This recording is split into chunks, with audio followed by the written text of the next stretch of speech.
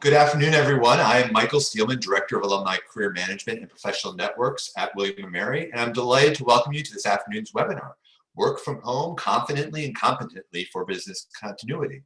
Today's webinar is part of the William & Mary Alumni Webinar Series and is made possible by the support of the William & Mary Alumni Association. Today's presentation is being recorded, and we will notify registrants once the recording is available online. Questions are welcome, and our presenter will answer as many questions as time will allow. If you roll over the bottom portion of the Zoom window, you should see a Q&A icon appear. Please use that feature to submit your questions. Throughout the webinar, I will monitor the questions and share them with our presenter at the end of her presentation. Just a few more upcoming events that we're highlighting. Please do check them out on wmalumni.com. Next week, we have the online networking hour on Tuesday. We have the virtual Tribe Thursdays happening for Williamsburg and New York City area, but welcome to join if you're interested in connecting with people in those areas as well. And lastly but not least, the webinar on how an entrepreneur's commitment to giving changed the community. Again, all of these the webinars are recorded and available online, so if you can't make it Friday next week, please do sign up and you'll get the email of when it's online. Now, without further ado, I'd like to, one more Switchboard. How could I forget? Switchboard is a great place if you're looking to share opportunities or questions or advice with fellow alumni. It's a great resource that we've built for you, our alumni community, to help one another, ask and offer for one another. So please do join and check it out and be an active participant with the Switchboard. Last but not least, I'd like to now introduce our great speaker today. Rebecca Staton-Reinstein, class of '62, president of Advantage Leadership, Inc., works with leaders on 4 continents who want to get improved results, executing robust strategic plans with engaged team members and delighted customers. Rebecca is the author of several books on strategic planning and leadership. One Conventional Wisdom, How Today's Leaders Plan, Perform, and Progress Like the Founding Fathers, was inspired in part by her years as a student and costumed guide in Williamsburg, where she fell in love with the 18th century. In addition to her BS from William & Mary, she has an MA from Indiana University and a PhD in organizational development from Union Institute and University. You can learn more about Rebecca and her business on LinkedIn and through her website. We are truly delighted to welcome Rebecca back as a webinar presenter today to share her expertise and advice for all of us now working from home in this environment today. Thank you so much, Rebecca. Thank you, Michael, and welcome everybody. I had my first experience as a remote worker many years ago, back in around 87, 89.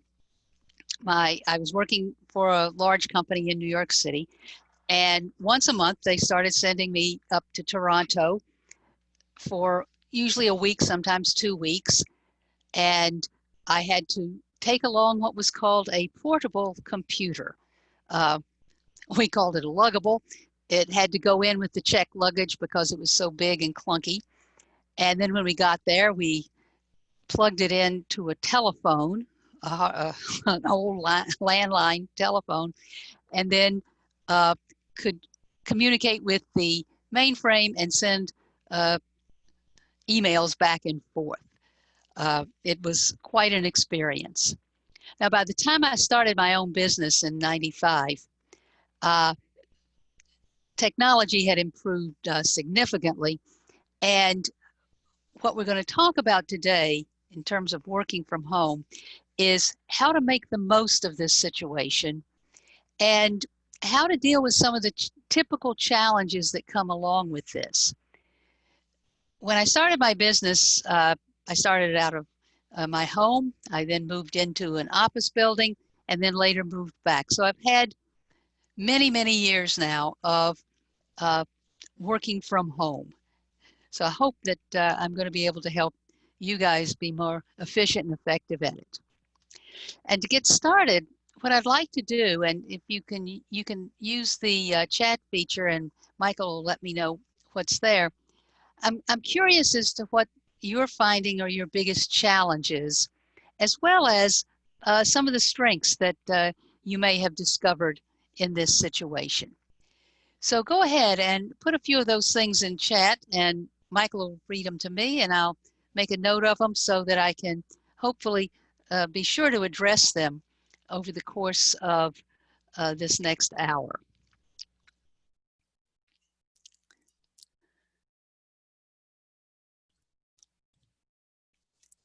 So just put your quick challenges in the chat box.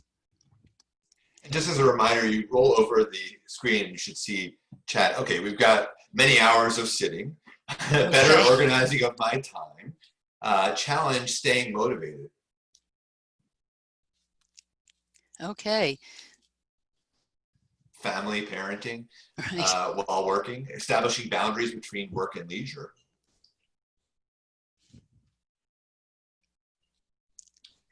Being distracted by others, certainly. Right. Challenge. Oh, yeah.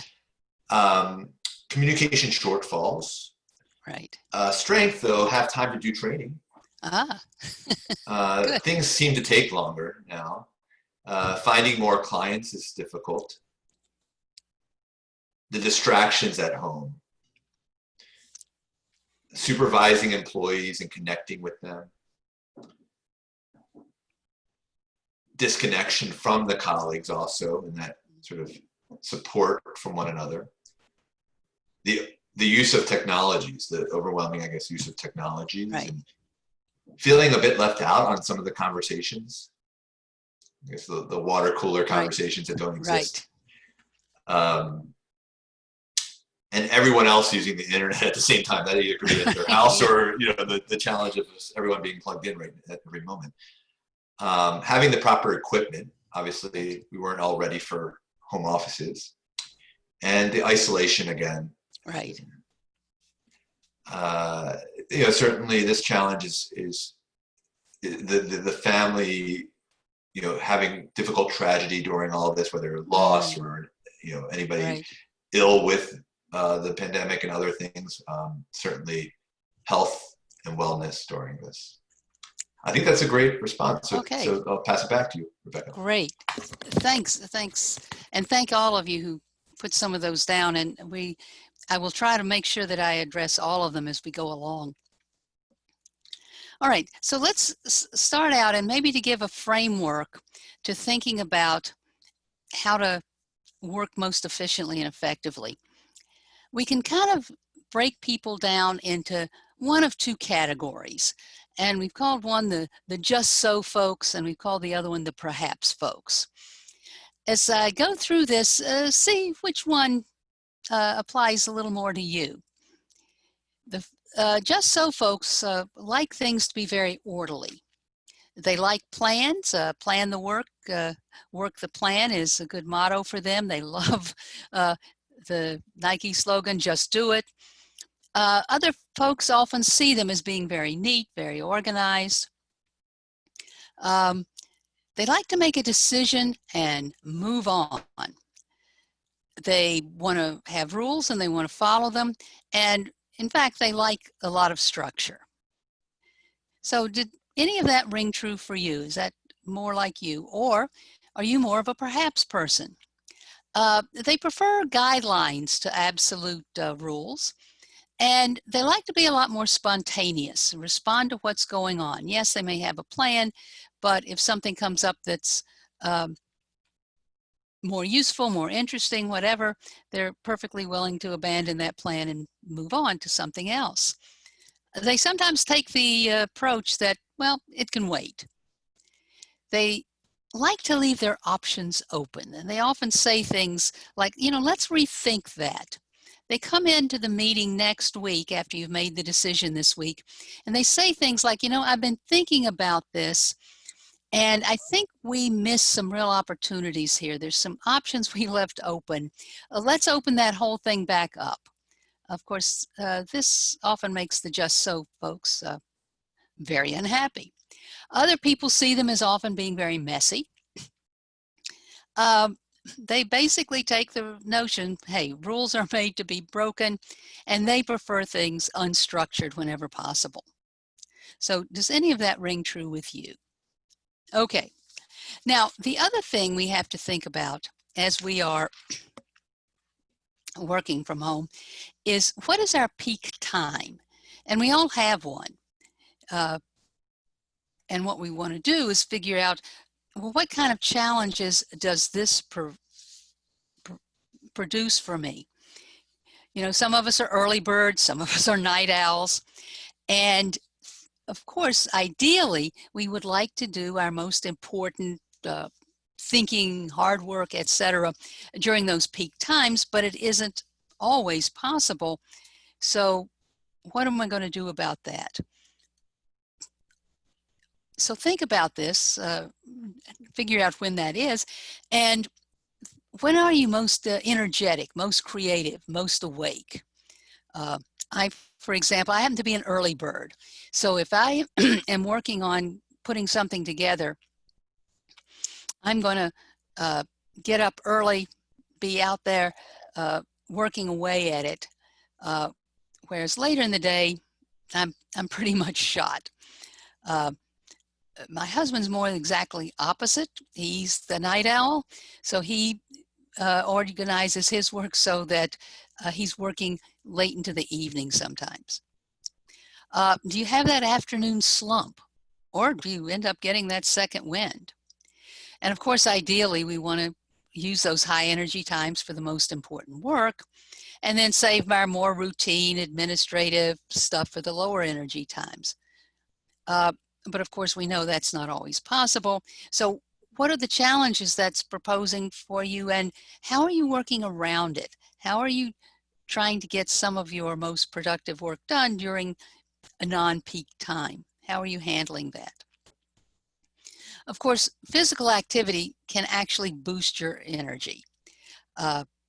It's very important to move around, to be aware of sitting for too long. This is, in fact, somebody mentioned that having to sit for hours and hours. And I want to tell you something that we know about this, which is you want to make sure that every 60 to 90 minutes you physically get out of that chair, even if it's just to kind of walk around the house a little bit, walk up and down the stairs, walk in the yard, walk up and down on the street, whatever it is, take that quick break, 5-10 minutes, and move around.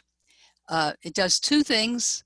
It gets you out of that cramped position that you're sitting in at the desk, and the other thing is that it does generate some more energy.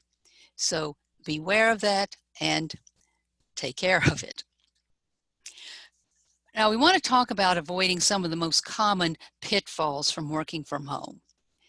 And you already have mentioned a number of these. First of all, the distractions. And what are they in your specific situation?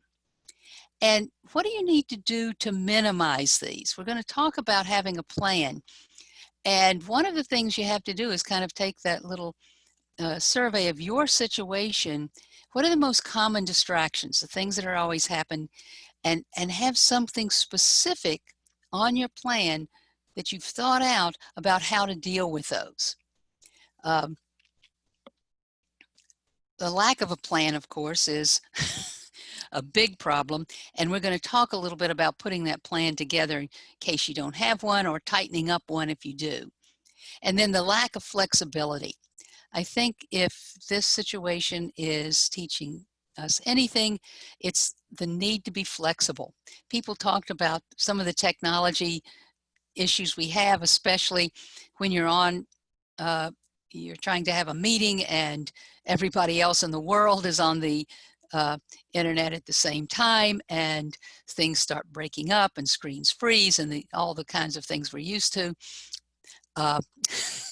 And one of the things we have to do is learn to be flexible. This is kind of par for the course. No organized workspace, and we'll talk about that workspace in just a minute. And when I say an organized workspace, I don't necessarily mean that it has to be neat. But, you know, if you were just using your laptop or your tablet on the weekend to keep up with a few things from work, everything was fine. You could wander around any place and do what you needed to do. what we're going to talk about now is the absolute need to have a designated workspace, even if it's just that corner of the kitchen table that you're going to use at certain hours. And we're going to talk about how to put that together. But you must have a specific designated workspace. Communication issues abound, and they showed up on your challenge list that you gave me earlier. And it's hard enough to communicate well when everything is going fine back at the office. In this situation, it's just compounded, and we'll talk a little bit about how to deal with that. And then failure to adapt to virtual meetings, to being able to work online. And I don't necessarily just mean technologically. Some folks have more issues grappling with that, but it's the whole notion of meeting in this strange new way for most folks working from home, especially for the first time. And there's some folks who are finding it like almost impossible to adapt. And they're simply rejecting it in some way. And we're talking, of course, we obviously have to figure out some way to overcome that. And then finally, failure to maximize your technology support. And hopefully, if you're working from a company and you have your tech department and so forth, they've worked out some way to give you support. If you're an entrepreneur or you're working from your own business out of the house, making sure that you've got that tech support when you need it. I found myself in a couple of instances here over the last couple of months when I had to go back and contact a guy that did technology work for me several years ago, give him access into my computer to take care of a couple of issues because it was beyond my skill or my husband's skill to figure out what to do. So make sure that you've got that way of doing it. And I also want to suggest that you talk with other folks from your office, from your that you work with regularly in the olden days, and find out what they're doing, how they're handling some of these issues. It's another good source of information and support. There's several people that I rely on, people that are friends or colleagues from other situations who often have some great ideas or have figured out some cool things to work around some of the issues that constantly pop up. And then the whole business of working from home often means that we have family around. And so figuring out how to develop your rules for separation. Some people, I have a friend who probably represents the far end of the just so spectrum. And she's run her business from her house for many years. She goes into her office at 9 o'clock. She puts the sign on her door that the office is off limits. She does not deal with the family until noon. Then she comes out, has lunch, interacts. At 1, she's back in. Same rules. Nobody's allowed to interrupt, and back out at 5. Okay, that's probably an extreme and may even not be doable where you are. But I hope that by now you have figured out some way to work out a good working situation for you. And if you still have some issues, I'm serious, sit down, give it some thought. If you have other folks that are living in your house, talk it over with them and figure out how you're going to deal with and handle these situations. There are a number of webinars and blogs and so forth that are talking about this, and they talk in terms of that absolute separation.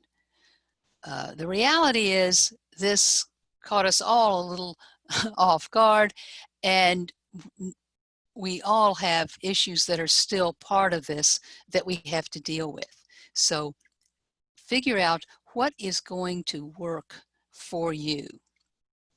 And that's probably the theme that you're going to hear throughout this presentation. What's going to work for you? What works for somebody else may not work for you. All right. This one I hope you're already doing, and that you're going to go to the office every day. And this again is kind of getting you mentally prepared and organized for going to work. And when I first started working out of my house, when I started my business, I call my sister, who's a ceramic artist and has worked out of her garage for many, many years, producing her various works of art. And she gave me some great tips. And one of the things that she did was that she said, when I go out to the garage, I am dressed for work. Now, she didn't mean that she was dressed up, but she meant that she had put on clothes. You're not allowed to stay in your jammies all day. This is very important. In fact, I was watching a show listening to a show the other night, and the fellow was talking about spending the day in his jammies and robe and so forth. And I would suggest against that. Now, most days, I live here in Florida, I'm got on shorts and a t-shirt. I'm not seeing any clients and so forth. But get dressed. When I had a home phone, I did follow a rule and I just didn't answer it. I no longer have one, a landline, but again, trying to keep that separation to the extent you can. And then be sure to take your meal breaks, take your lunch break. And I learned this back in the days when I worked in offices, regular office situations. And I was one of those people that tended to kind of have my lunch at my desk while I was working and eating and so forth. And I had a wonderful boss back at that time, and he told me, no, you have to get up and leave. Even if this happened to be in downtown Manhattan. And he said, even if you just walk around the block, grab a hot dog from the vendor on the corner, and then come back. You need to clear your head. You need to take those moments. It's just like not sitting for longer than 60 or 90 minutes at a time. You need to take those moments to kind of shake the cobwebs, breathe some fresh air, get out of the immediate situation so that you can refocus. I hope you have a scanner and shredder. Scanning documents for later use is important, especially in the home office, because you don't want to create more clutter than is probably already there. So I've tried to keep that rule as much as possible. Scan stuff, shred what you don't need, throw out the rest. Schedule time for doing your email. Again, unless I'm working on a project with someone else, and you may be in this situation where you're in close contact with other folks, working with them directly on something, and so you're texting and emailing and so forth back and forth. That's understandable. But for your general checking of your email, see if you can limit it to special times. Don't be double checking it every 5 seconds. Again, that's a distraction, and it's also part of our addiction to our devices, that we feel like I can't let that phone sit there for more than 15 seconds without scrolling through. No, put it down. Make time for reflection. And I have found this so important, and in discussing this with others, find that time when you're going to be able to reflect on things, de-stress, maybe do some exercise, socialize. You must build those things in, because if you don't, it's so easy to just get totally overwhelmed. And you'll find that the day is over, you haven't moved out of the chair, you haven't socialized, you haven't reflected, all you've done is pound away. And I'm guaranteeing you, every study shows this, you have not been as productive as you could be because of the fact that you are overstressed, etc. Now, let's go back and talk a little bit about that workspace and how to be most productive. It's critical to have that dedicated workspace. And if you're lucky and you've got a whole little room to yourself, that's great. If not, then figure out where that's going to be. And I kind of use as my example that corner of the kitchen table. Make sure that that is your workspace and that you begin to treat it in that way. Now, hopefully you have a good ergonomic chair and table. If you don't, I want to suggest, especially for that ergonomic chair, that this is an investment that you need to make because you're spending an awful lot of time in that chair. And if it isn't well designed for a lot of sitting, then you're going to be in physical difficulty. Have a convenient place for all your materials.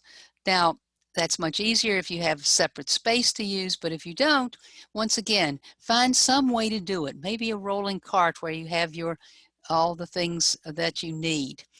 Maybe some of those big plastic bins, whatever it is, so that when you set up for the office, it's ready to go. And then you break it down at night, that's okay too, as long as it is your office while you're there. That's the critical thing. And of course, good lighting and ventilation. All right, so what's an effective workspace for you? What do you prefer? What fits your time type? Perhaps people prefer something that's cozy. Other people think it's messy. They like to build a little nest. They like to live in it. The Just So folks want something that is very neat, very clean, very pristine, very organized.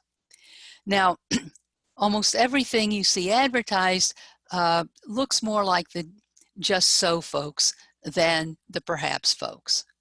Guess what? That's immaterial. What works for you? And I want to emphasize this because it's hard enough adapting to this new world we're living in without trying to adapt yourself to a work environment that is not comfortable for you. And when somebody comes and says something about, well, your office doesn't look like the ones on TV and yada, yada, guess what? I have a standard answer for that.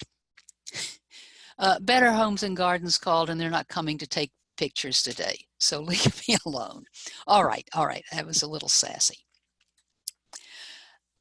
One other tip to understand is that busyness is not good business.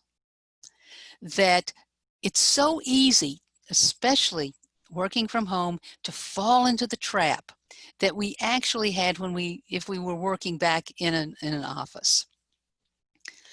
If somebody came by your workspace, whether it was a separate office or a cubicle or whatever it was, and they saw you leaned back in your chair, staring at the ceiling, miles away, etc., etc., well, what was their first reaction?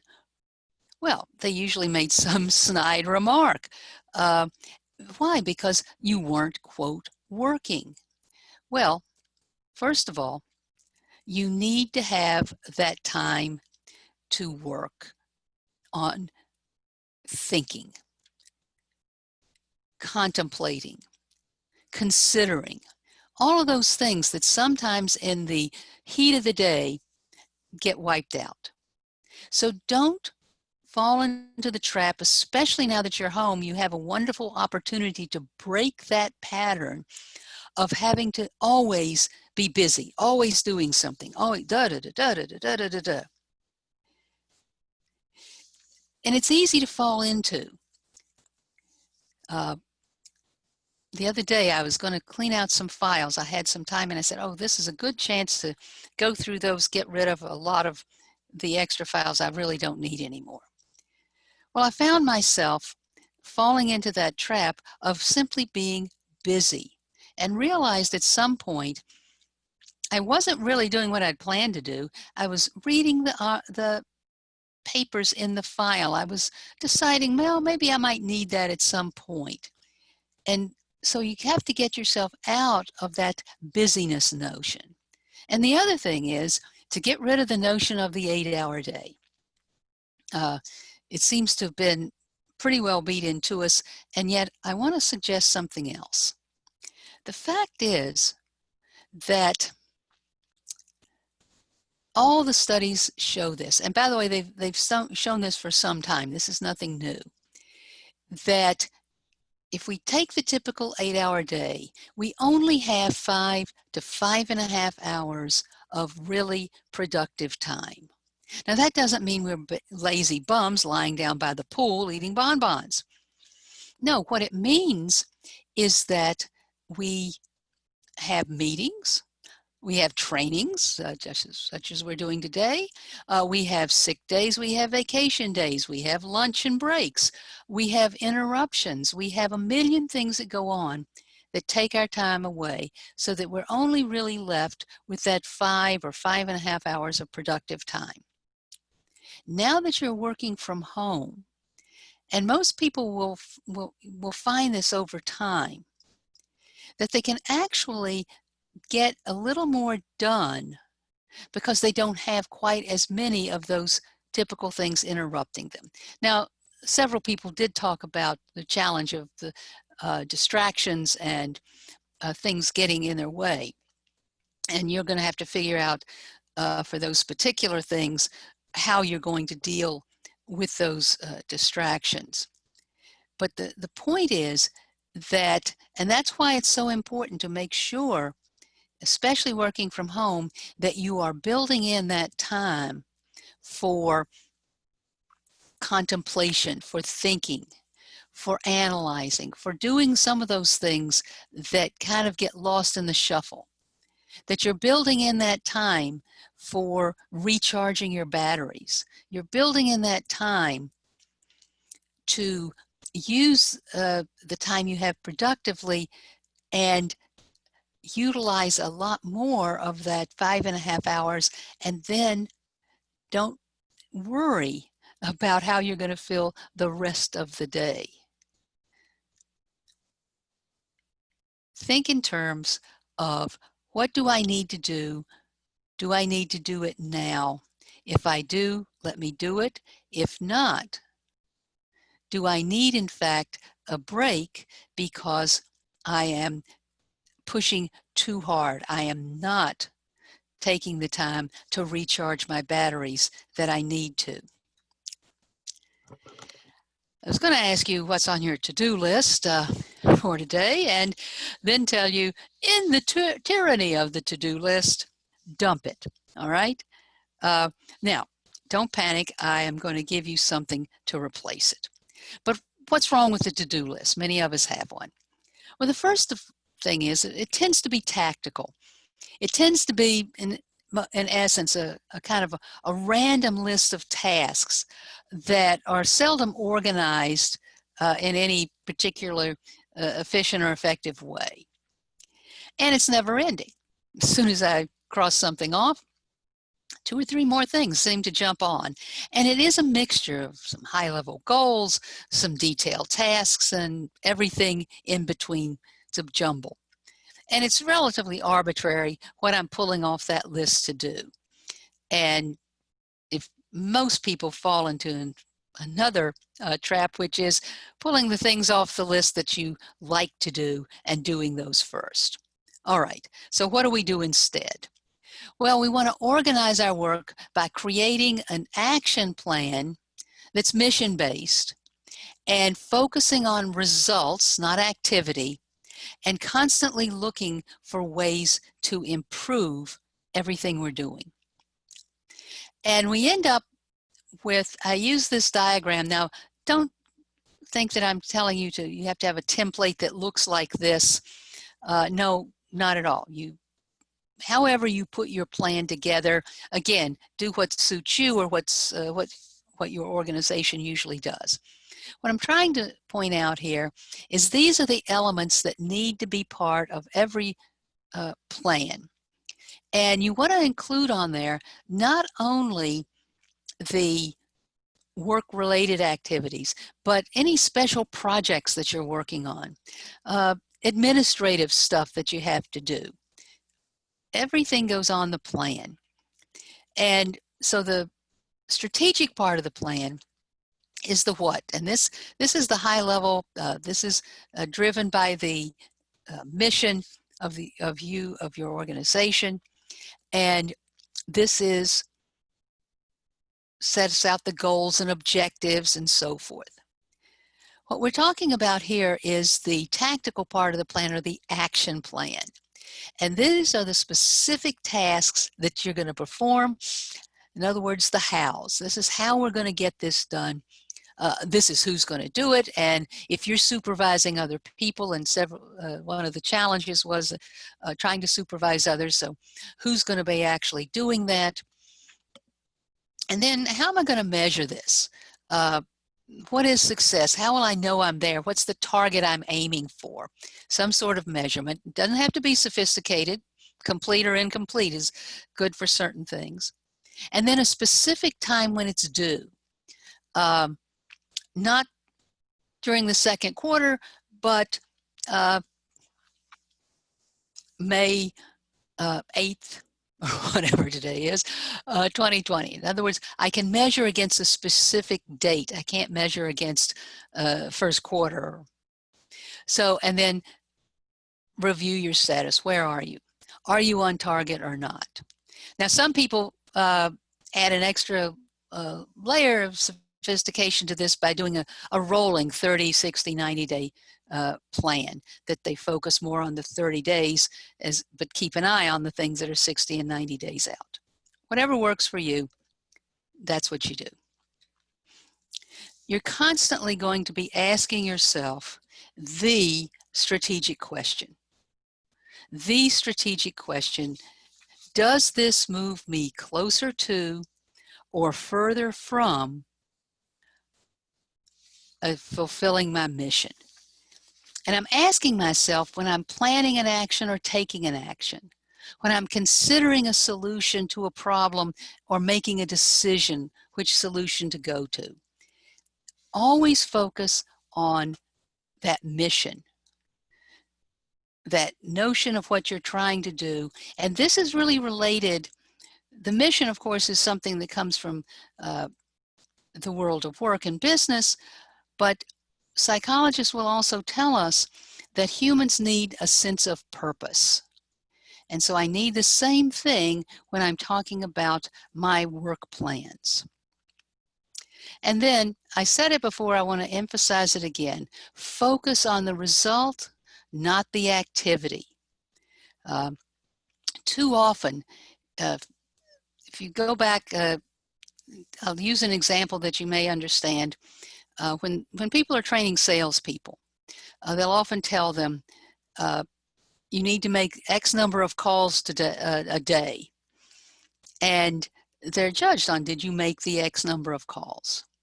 Well, what's more important is the activity of making the calls, or the result of getting an appointment or closing a sale. It's that closing ratio. If you can make 5 calls and get 4 appointments and close all 4, that's a much better ratio and a much better situation, much better result than you made your 35 calls or 50 calls or whatever it is. So focus on the results, not the activity, when you look at what you're doing. And as you review those results, and this is as an individual, or if you're doing this with your team, again, your team, for those of you that are managing others, hopefully you've put together a plan with your team, and if not, be a good time to do so. And then you're periodically going to check in on those results. And again, how often? It depends on you and your situation. And you ask yourself one quick question about each of the things on your plan. Am I on track or am I off track? If I'm on track, then of course we're going to continue, take on the next action. And I'm also going to look for opportunities to improve results. Are there some things we could do to tighten this up a little more or make it even better? If I'm off track, then I want to look, well, what's the root cause? What went wrong? What stood in my way? What do I need to do differently? And then I'm going to adjust and modify my plan.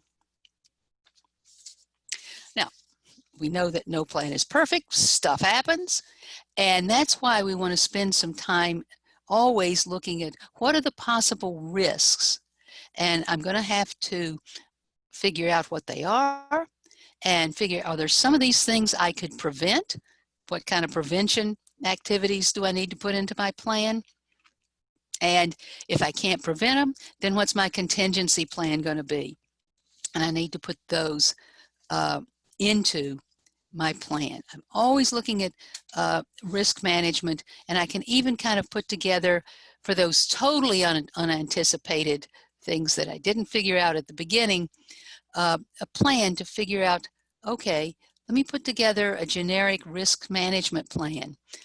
And with things on it, what are some of the basics that I need to do in any unknown situation to get going on? What are the questions I need to ask? Are there places where I need to ask permission? What are the steps that I am going to take every time? What can I do? What am I not allowed to do? Who's available to help me out in any of these situations? And then afterwards, create a contingency plan and do a little post-mortem on what worked, that you did, what worked for you. At the end of the day, the urgent will drive out the important if we let it. And so I always, when I'm in firefighting mode, first question, does this need to be done? If it does it need to be done now? And then afterwards, always do your root cause analysis, figure out what you can do to prevent it or lessons learned. And also beware of the lure of firefighting. It can become as addictive as anything else, the excitement and the adrenaline of it all. So at the end of the day, put together your daily work schedule from your plan. And I would suggest taking maybe 3 items, maybe 4 tops, and from your plan. And these are things that are very important because they're on the plan, and they may be urgent because the deadline is coming and you want to put those together, as well as some important but not urgent items. And then figure out, I'm going to try to accomplish these 3 things today, these 4 things today. Don't put 10 things on your plan for the day. You'll only be frustrated at the end. Schedule ins, that's thinking and mental renewal time, as well as meals, breaks, de-stressing. And that becomes your daily work plan. And we want to suggest, we'll talk a little bit more about it, sometimes it's useful to have an accountability partner, especially when we're working from home on this plan. Communication, communication, communication. Social distance does not mean social isolation. So let's talk about our virtual meetings. We're having one today.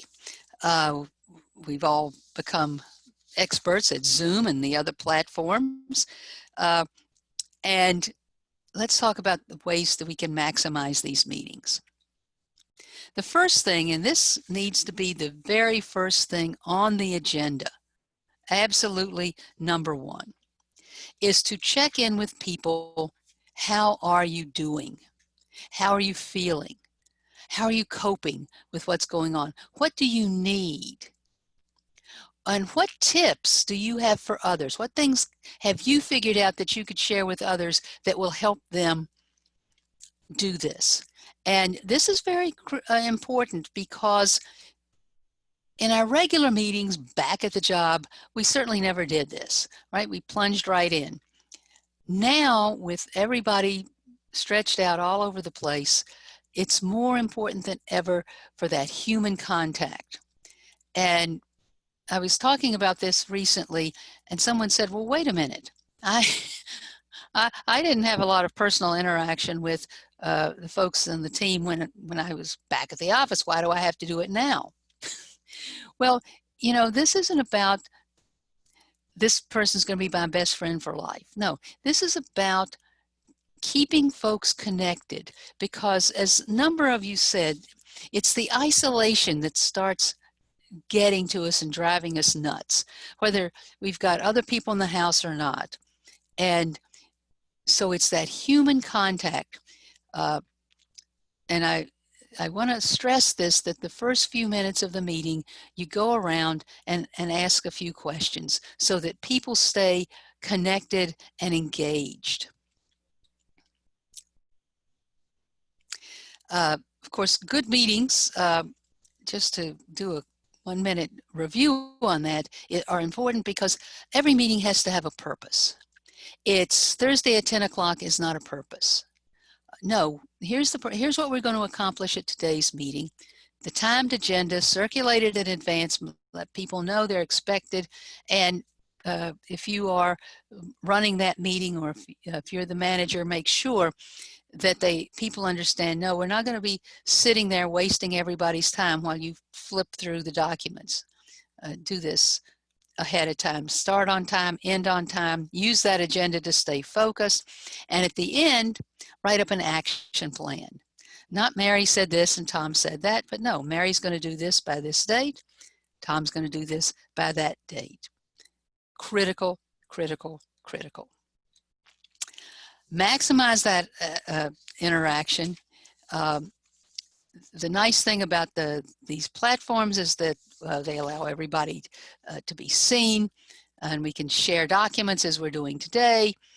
And here's a great time to eliminate bad meeting habits that you may have developed, and keep your meetings short and focused. And everybody's responsible for enforcing your meeting rules. You want to make some, and you want to make sure that everybody understands that they're all in charge of seeing that the rules get enforced. Stick to your agenda and your timeline.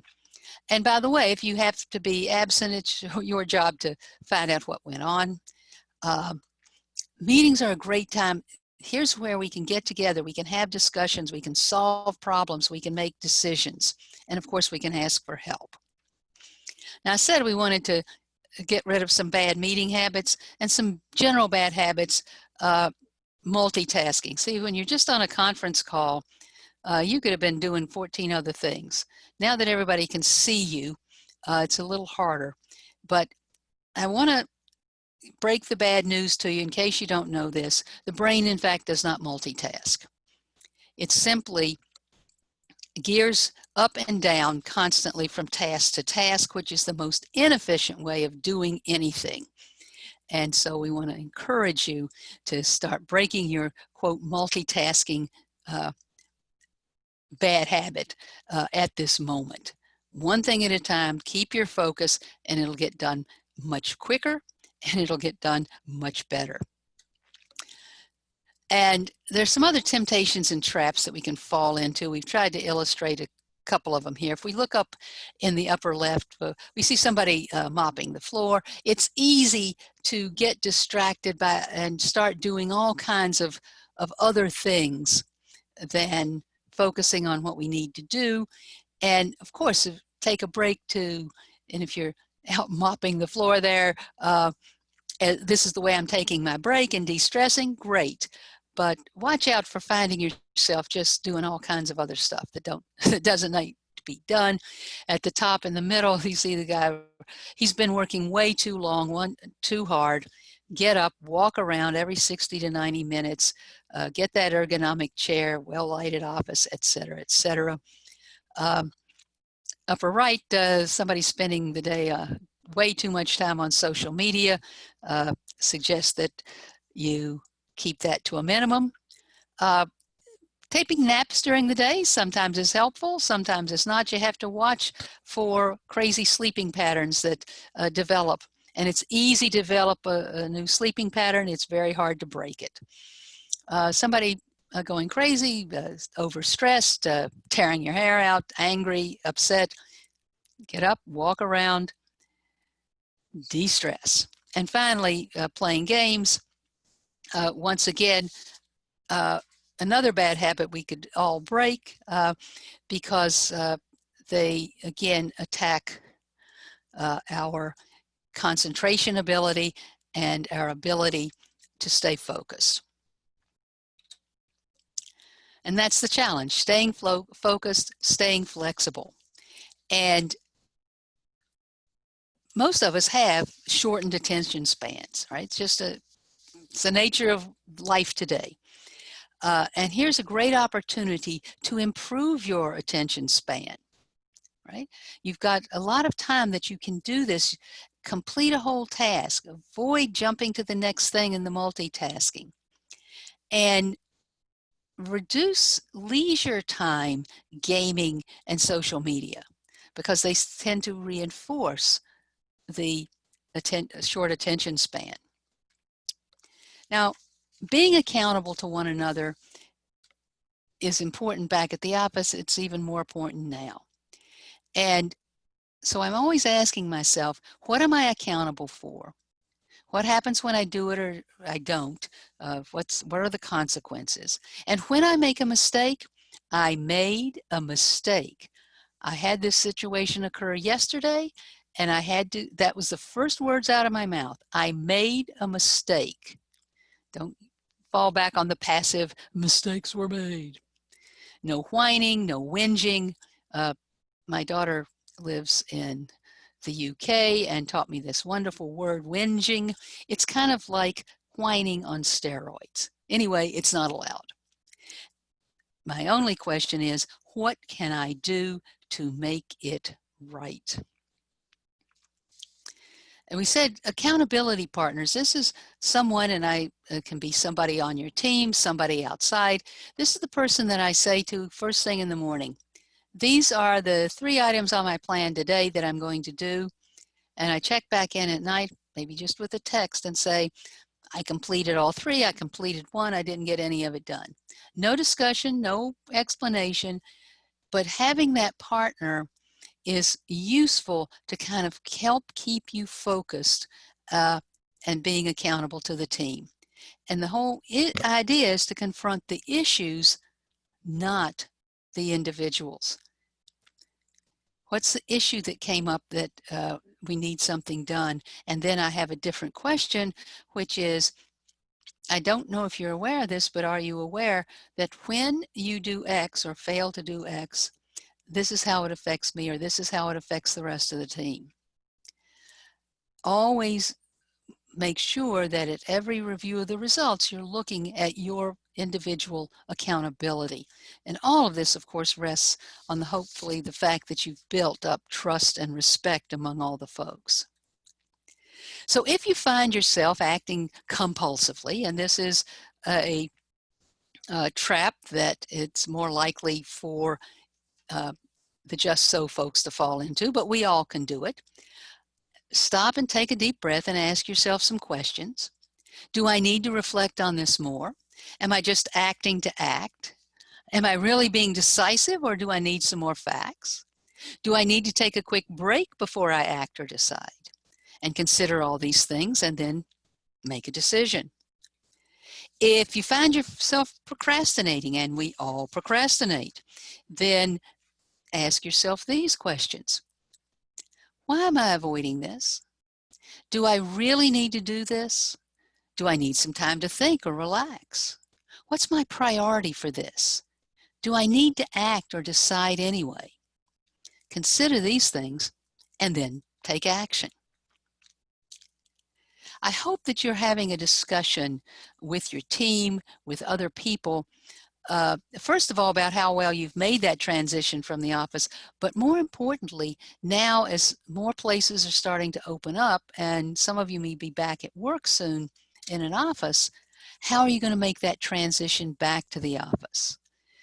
The moving away from the office was kind of thrust upon us rather suddenly, However, if you're going to be transitioning back, that you need to start planning for, and planning for it now. And the key to all of this is doing lessons learned, lessons learned, lessons learned.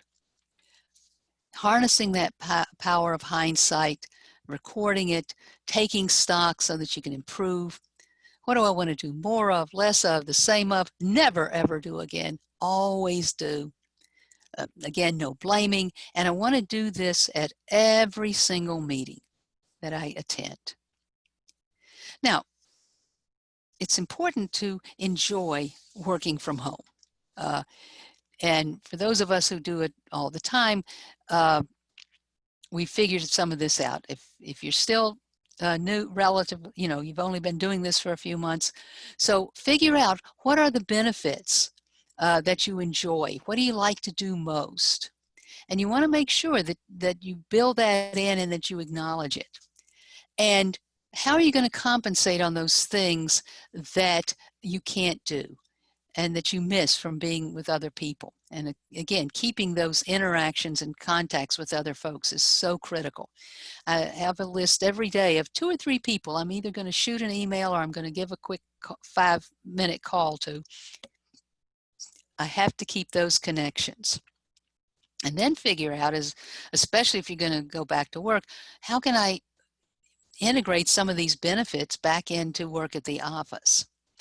And again, beware of working too much or too little. Be a good boss to yourself. And by the way, a good boss makes sure that you're taken care of as a person. Especially when you find yourself berating yourself, blaming yourself, getting on your own case, back off, take a deep breath, be good to yourself. And at the end of the day, it's all about maximizing your flexibility and adaptability and figuring out what are we learning from this that we want to apply going forward, whether we're going to continue working from home or we're going to be working back in an office setting or maybe even part-time or whatever it is we're doing. And as I look at things, I always ask this simple question. All right, this thing has come up. It's driving me a little nuts. Is this something I can do something about? If it is, then I have to take the action, put a plan in place and move on. If it is not, then how can I adapt to it and make the best of it?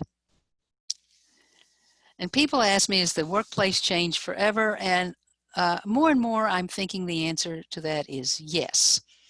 It has changed, and what we have to figure out is how we're going to incorporate those useful changes back in the old workspace. Deepak Chopra said, all changes are preceded, great changes are preceded by chaos. And certainly this is a chaotic situation. Let's create something great out of it. At the end of the day, Sophocles, an old dead Greek guy, said that knowledge must come through action. The real way you're going to learn any of this or deal with it or improve is by going out and taking action. And this kind of completes what we were talking about. Let's go back now and back to you, Michael, and we'll do our Q&A. Well, Rebecca, I want to first say thank you so much for taking the time to share your expertise and experience through your remote working, but also in this unique situation where we so suddenly went into this change together. Yes. And I think that a reminder just for those to go ahead and put your questions in the Q&A box. We have a few minutes. I'll go a little bit longer than the hour. I don't want to hold people too long, but certainly if you have some questions, we'll try to address those very shortly. But one of the things that I've noticed is the extrovert introverts in all of Yes. us. There are many individuals, whether clients or colleagues, who may have different personalities than we may have as an individual. Yeah. And how do we best deal with that in this virtual space to read that. It's a little different than, yes, you're looking at somebody, but sometimes you're not all on Zoom. Sometimes you're on Zoom, or I should say, you might be on Zoom, but somebody might be calling in, somebody might Right. be video. So you can't read every communication. I think back to our webinar, our first webinar together was on Right. communication. So this is a very topical question. So what are your thoughts on the best way to manage different personalities?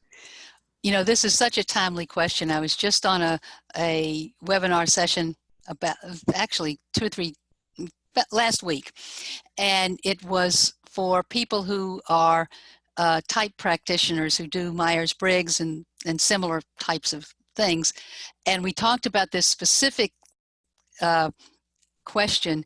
And of course, the extroverts among us, hey, it's fine with me. This is cool. if I don't see anybody for days on end, that's fine. The extroverts, of course, were going insane. But as we talked about it, it all came down to something similar in that I had talked about.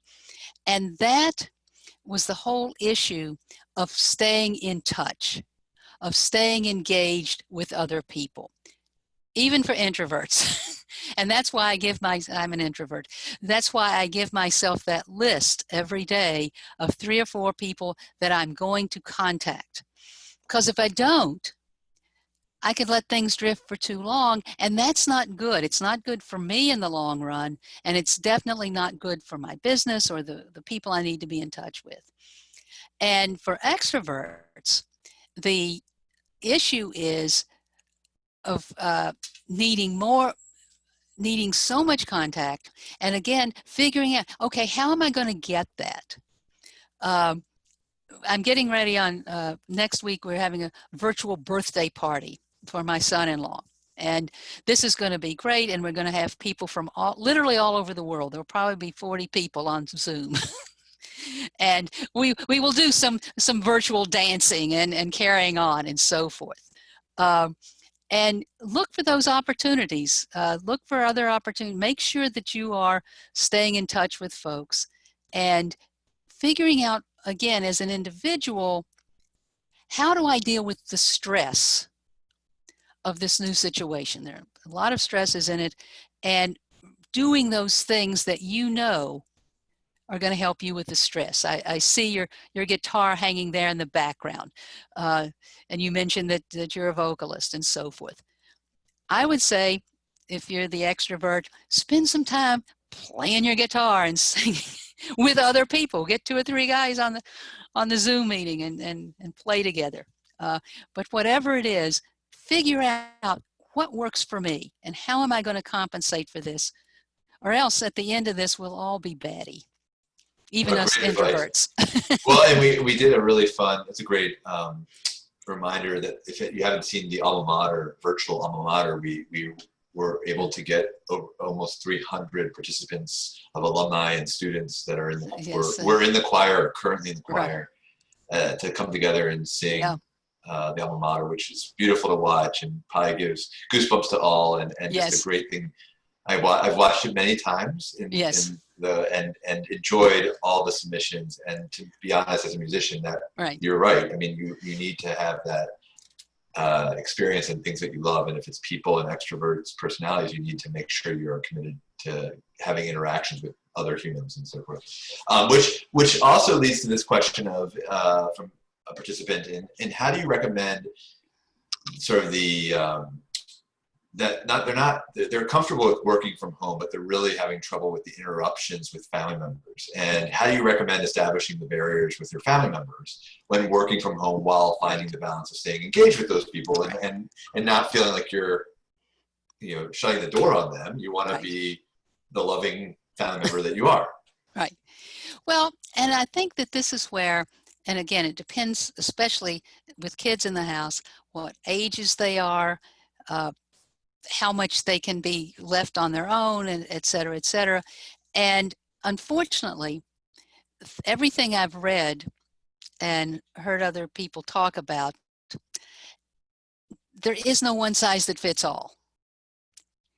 And, for for some folks, especially if there are two adults in the house, one takes charge in the morning and the other one works, the other one, they trade it off. Some folks never figure it out. And I wish there were an easy way I could say, do like my friend who closes that door at 9 o'clock and she doesn't speak to anybody and the house could burn down. But nope, she's in the office working. Most of us probably don't have that luxury. And so I wish I could give better pointers other than sitting down, talking with the other folks in the house and figuring out what is going to work for us for this period of time. This isn't going to last forever, but for the next month or however long, next couple of months, this is how we're going to have to do things. And yes, it's a little different than we ordinarily do them, but we're going to have to do them so that mommy or daddy can get the work done.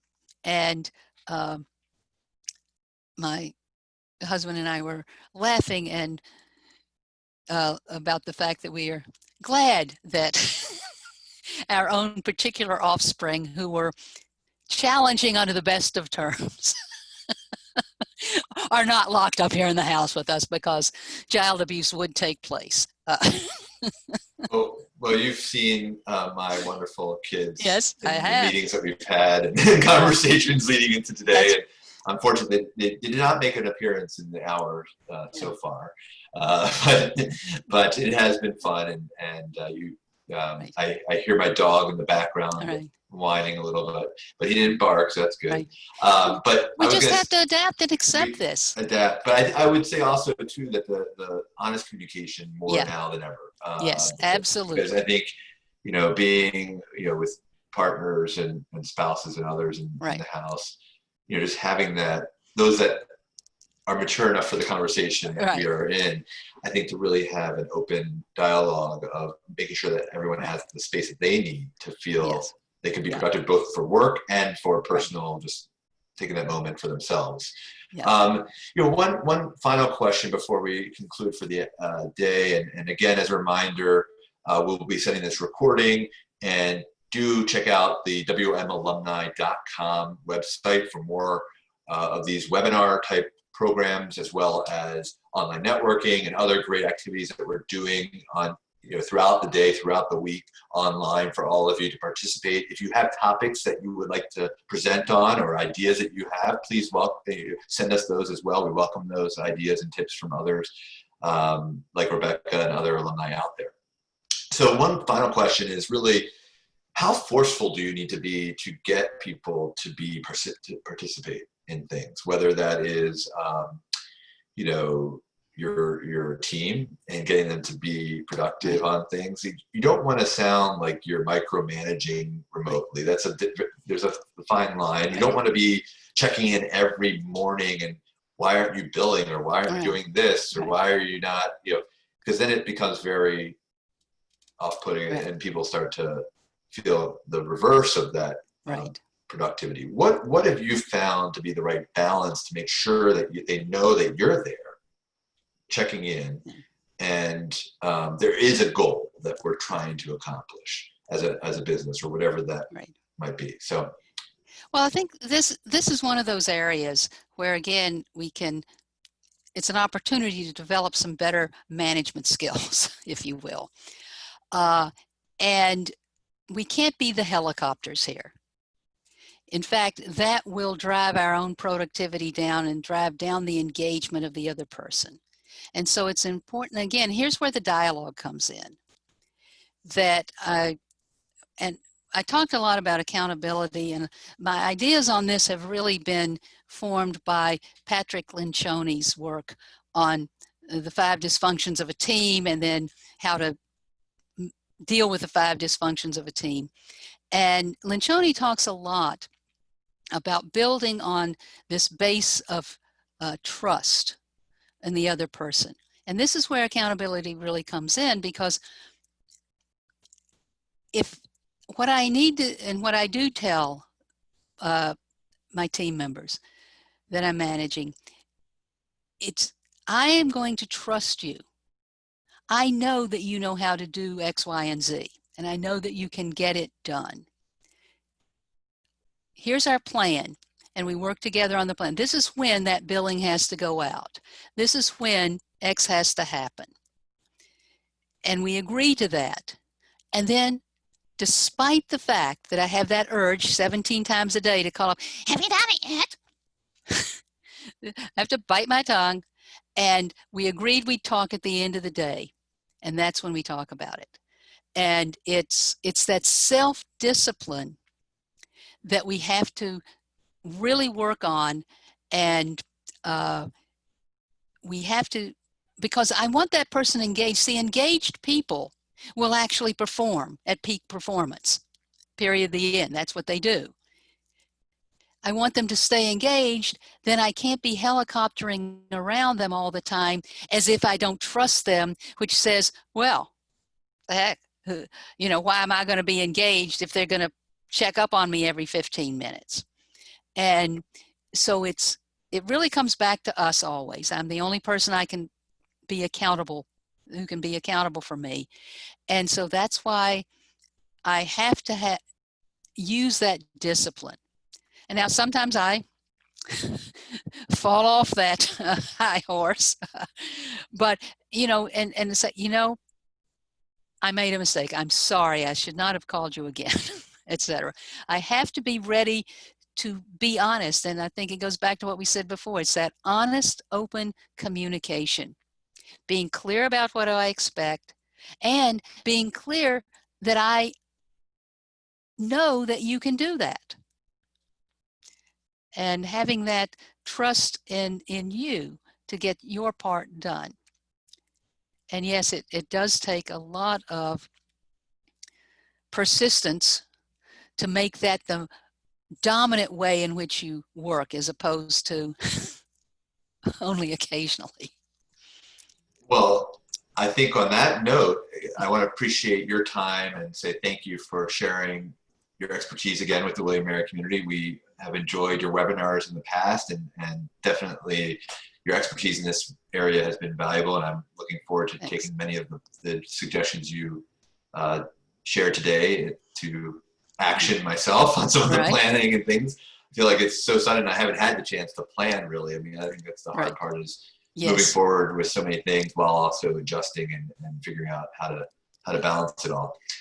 But thank you all for joining us as well and for staying a little later than we had presented. But great questions. Glad Rebecca was willing to stay a little longer. And I hope you all have a wonderful, healthy, peaceful weekend ahead. And we look forward to having you join us next week. Be well, everyone.